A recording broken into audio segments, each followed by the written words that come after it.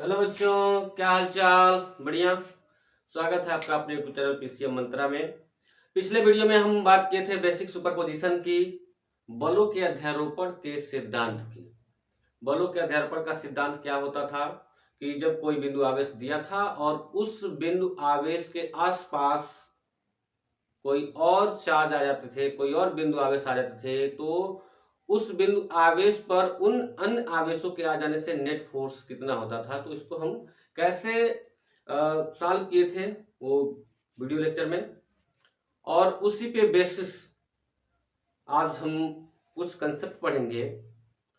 इस कंसेप्ट में पढ़ेंगे कि जैसे कोई सिमेट्रिक अगर कोई आकृति दिया रहेगा, उस आकृति के चारों तरफ अगर पॉजिटिव चार्ज है, अगर उस आकृति के सेंटर में कोई अन्य पॉजिटिव चार्ज रखा है, तो उस पर नेट फोर्स पूछेगा तो कितना होगा, उस चीज को हम पढ़ेंगे।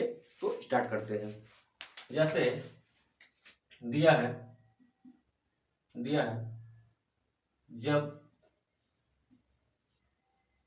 जब सममित आवेश वितरित हो तब क्या हो, जब सममित आवेश वितरित हो तब। सममित आवेश का मतलब ये कि ये दे दिया है आपका एक स्क्वायर दे दिया है, और इस पे एक प्लस क्यू चार्ज है, इस पे भी प्लस क्यू चार्ज है, इस पे भी प्लस क्यू चार्ज है, और इस पे भी प्लस क्यू चार्ज है। ठीक। और इसके सेंटर में एक प्लस क्यू चार्ज अन्य रखा हुआ है। तो पूछ रहा है कि इस क्यू पर नेट फोर्स कितना होगा। तो इसे ए मान लेते हैं, इसे बी मान लेते हैं, इसे सी और इसे डी। तो ये वाला चार्ज प्लस क्यू चार्ज इस पे फोर्स लगाएगा, ये दोनों पॉजिटिव हैं तो ये इस डायरेक्शन में फोर्स लगाएगा। ये वाला चार्ज इसको इस डायरेक्शन में फोर्स लगाएगा, और ये वाला भी तो इसको प्रतिकर्षित करेगा इस डायरेक्शन में, और ये वाला चार्ज भी इसको क्या करेगा, प्रतिकर्षित करेगा। ठीक है ना। तो ये देख रहे हैं कि इस पे एक फोर्स ये डी लग रहा है, और इस पे एक क्यू वाले चार्ज पे एक फोर्स बी लग रहा है बी के द्वारा, और एक फोर्स ए के द्वारा लग रहा है, और इसी के अपोजिट में एक फोर्स सी के द्वारा लग रहा है। तो जब बराबर, और ये मान लेते हैं आर है, तो सब आर होगा। ठीक है ना, सब आर होगा। डिस्टेंस भी सेपरेशन भी के बीच का समान है, और ये फोर्स बराबर और विपरीत लग रहे हैं, तो ये वाला फोर्स इससे कैंसिल हो जाएगा, और ये वाला फोर्स इससे कैंसिल हो जाएगा। तो जो हमारा एफ नेट होगा क्यू पर, वो कितना होगा, 0 होगा।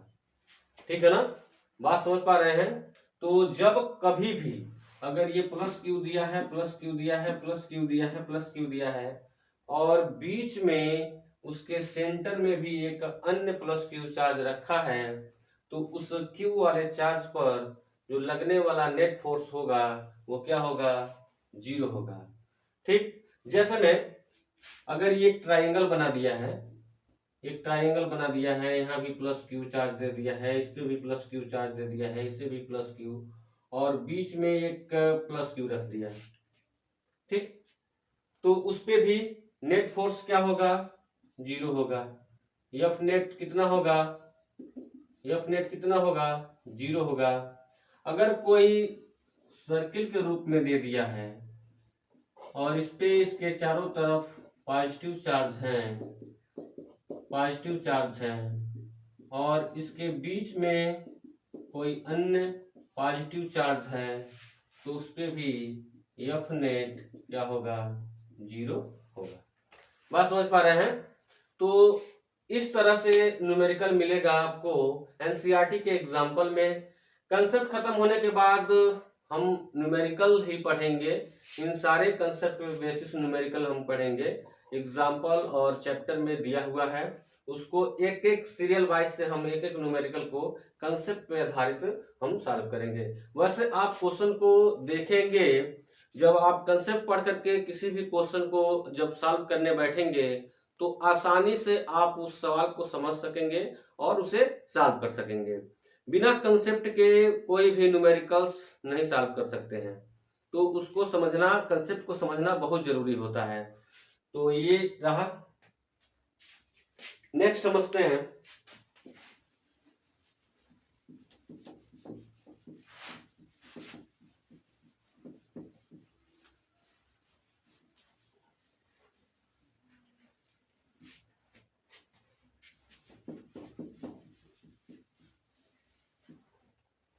एक क्वेश्चन, छोटा सा क्वेश्चन और समझेंगे। दिया है 2 बिंदु आवेशों के मध्य, 2 बिंदु आवेशों के मध्य तीसरा आवेश कहाँ रखा जाए, कहाँ रखा जाए कि वह संतुलन में हो। क्या हो? संतुलन में हो। ठीक है ना, बात समझेंगे, बहुत ही इंपॉर्टेंट क्वेश्चन है ये। कह रहा है कि 2 बिंदु आवेशों के मध्य तीसरा आवेश कहाँ रखा जाए कि वह संतुलन में हो। तो समझते हैं। एक प्लस क्यू चार्ज है और एक प्लस 4 क्यू चार्ज है।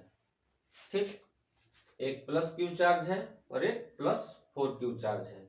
अब कह रहा है एक थर्ड चार्ज, एक तीसरा चार्ज क्यू हम कहाँ रखें कि उस पे लगने वाला जो नेट फोर्स हो वह क्या हो जाए, 0 हो जाए। हम जानते हैं कि जब उस चार्ज पे नेट फोर्स 0 होगा तभी वह इक्विलिब्रियम के कंडीशन में होगा। ठीक है, अर्थात वह संतुलन अवस्था में होगा। तो कैसे संतुलन अवस्था में? जैसे अगर हम उस प्लस क्यू चार्ज को यहाँ रखते हैं तो ये वाला चार्ज इसको प्रतिकर्षित करेगा, इधर फोर्स लगाएगा F1, और इसको ये पॉजिटिव चार्ज भी तो इस पे फोर्स लगाएगा, इस पे प्रतिकर्षित करेगा F2। ठीक है ना, तो ये दोनों चार्ज इस पे फोर्स लगाएंगे, अर्थात ये जो इस पे लगने वाला जो फोर्स होगा वह दोनों का डायरेक्शन एक तरफ है, अर्थात यहाँ 0 नहीं होगा। सीधी सी बात है, यानी कि F जो हमारा क्या होगा, यहाँ 0 नहीं होगा।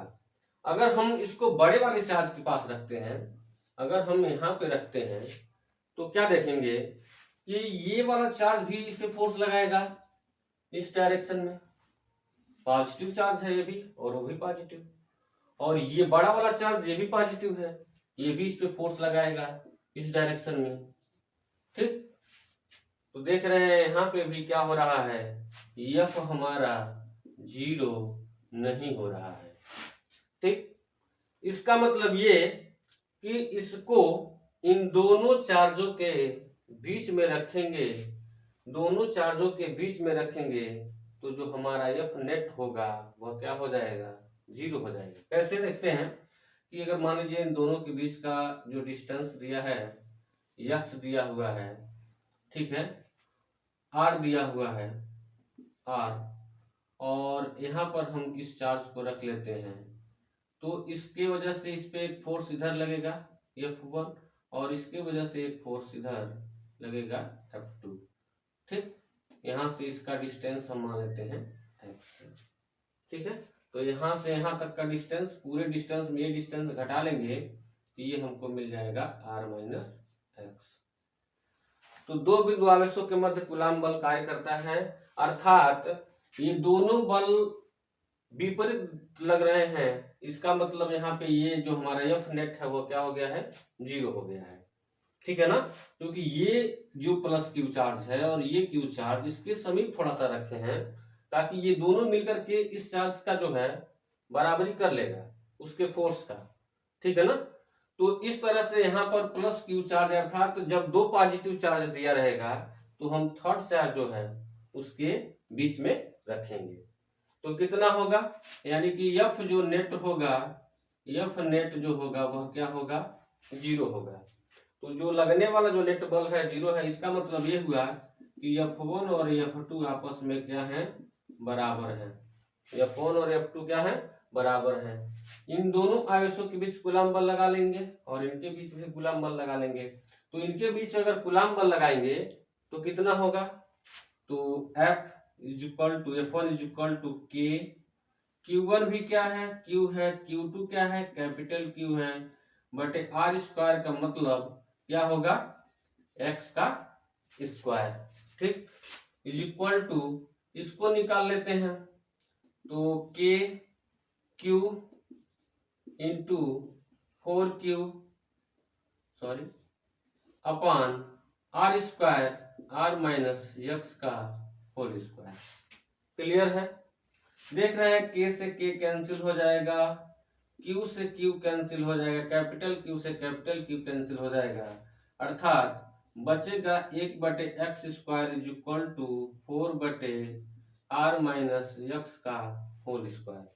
ठीक, देख लेते हैं, इसको इधर मल्टीप्लाई कर लेंगे तो ये हो जाएगा r minus x upon x square, इसका होल स्क्वायर और बटे x square is equal to 4।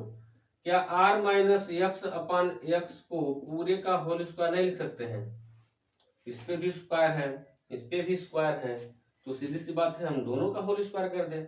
Is equal to कितना है, 4, अर्थात इसको लिख सकते हैं r माइनस x बटे x का whole square is equal to 2 का स्क्वायर।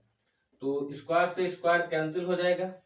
ठीक, r माइनस x बटे x is equal two plus minus 2 बचेगा, प्लस चिन्ह लेंगे, प्लस चिन्ह लेकर के सॉल्व करेंगे तो r माइनस x बटे x इज इक्वल टू 2, अर्थात r minus x is equal to 2x होगा, r is equal to 2x plus x होगा, r is equal to 3x, x बराबर r बाई 3 हो जाएगा। सेकेंड केस क्या है, r minus x upon x is equal to -2 रखेंगे तो r minus x is equal to -2x होगा, तो r is equal to -2x plus x होगा, माइनस चिन्ह लेंगे तो मिलेगा हमको r minus x is equal to -2x। इसको देख लेते हैं यहाँ पे, r minus x is equal to -2x, r is equal to हो जाएगा -2x प्लस x, तो r is equal to x में से 2x घटेगा तो -x, जो कि ये नहीं होगा। बात समझ रहे हैं, अर्थात जो चार्ज का जो पोजीशन है वह कहां पर है, r/3, अर्थात ये पूरे डिस्टेंस का r/3 मतलब आधे से थोड़े से कम डिस्टेंस पर, आधे से थोड़ा सा कम डिस्टेंस पर हम रखेंगे इधर छोटे वाले चार्ज के समीप 1/3 पे, तो इसका मतलब ये होगा कि वहां पर जो चार्ज पर जो F नेट फोर्स जो होगा वह क्या होगा, 0 होगा।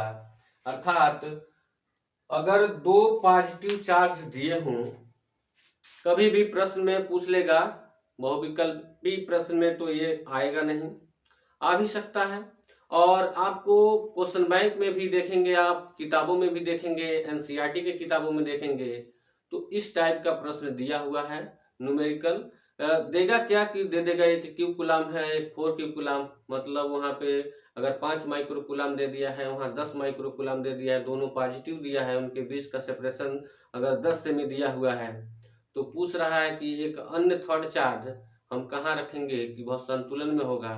तो संतुलन में होने का मतलब ये है कि उस थर्ड चार्ज पर जो फोर्स होगा वह क्या होगा, नेट फोर्स 0 हो। तो नेट फोर्स 0 होगा इन दोनों चार्जों के बीच हम कहाँ रखेंगे, तो वो कंडीशन था।